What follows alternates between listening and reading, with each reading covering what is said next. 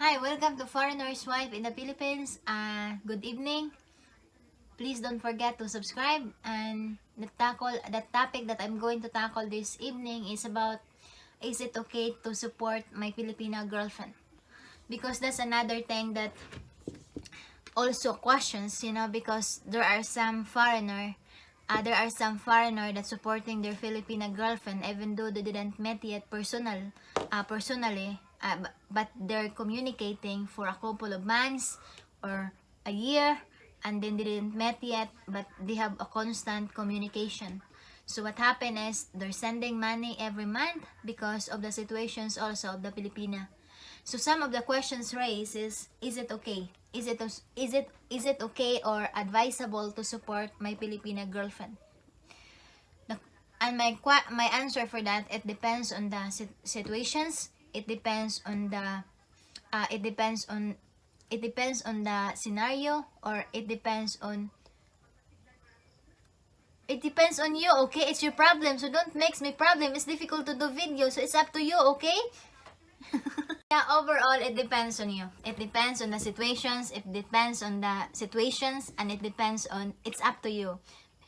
If you have enough informations of your Filipina based on your communications, you got the background of the Filipina, and you in your instinct, she's telling the truth and she needs your help, then, and you got an extra dollar to spend to your beloved future to be, to your forever and your partner to be, then you gonna help.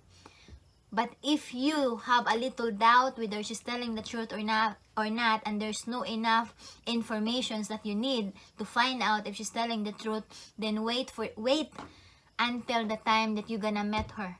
Until you're gonna meet the family, stay with the family, and you're gonna communicate to them. You're gonna communicate to the Filipina face to face, and by the time you're gonna balance. You're gonna balance on yourself. If she's the one that you're gonna spend for the rest of your life, then that's the time that you're gonna able to support your Filipina. So that's my one thing. So another thing for that, the disadvantage if you're sending money to your girlfriend, it's a kind that you make her dependent on you. It makes that you're paying an installment basis to your Filipina girlfriend, and she will dependent on you, like, I want to buy this, so I'll wait for for my monthly allowance. So it's just like that, an easy money, so which is quite not good, but it depends on the situation. And that's my husband who taratatat me because I didn't properly throw. Because you left a filthy mess around and all the answer there now. Okay. Yeah, so as I said, sometimes I make video without thinking, so just please subscribe. So another thing for that is, it's very important to have a face-to-face communications. Because by that, you could able to balance whether she's the one, whether he's the one, or whether this relationship is the right one, whether this relationship will long last. Because it's very different.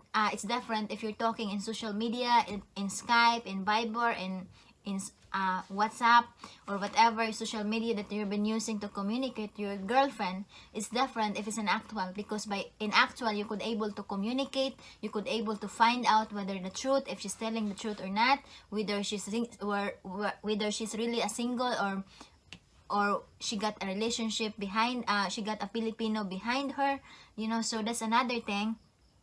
At the same time, don't spend a long distance relationship in a years or 2 years or 3 years, because if you find your Filipina now, don't wait for another 1 year, another 2 years, another 3 years or 5 years, because you still want to work and to earn more money, so that when you come to the Philippines, you got a lot of dollar to be bring. Don't do that, because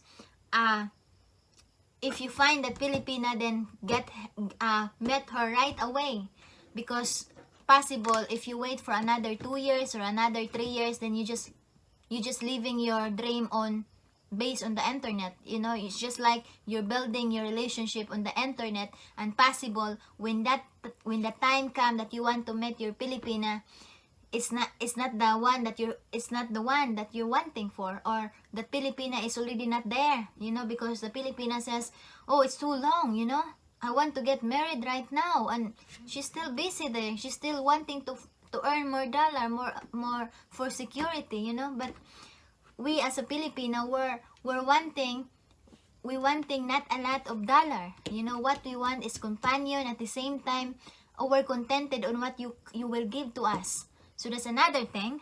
At the same time, it's very important to put in your mind that in the relationship, it's not material thing that is needed to be in front, you know. Don't spoil your Filipina right away, you know. Don't base the relationship on material things, giving that Filipina a lot of gaps, a lot of money, monthly allowance, because possible it will not result into good thing, you know.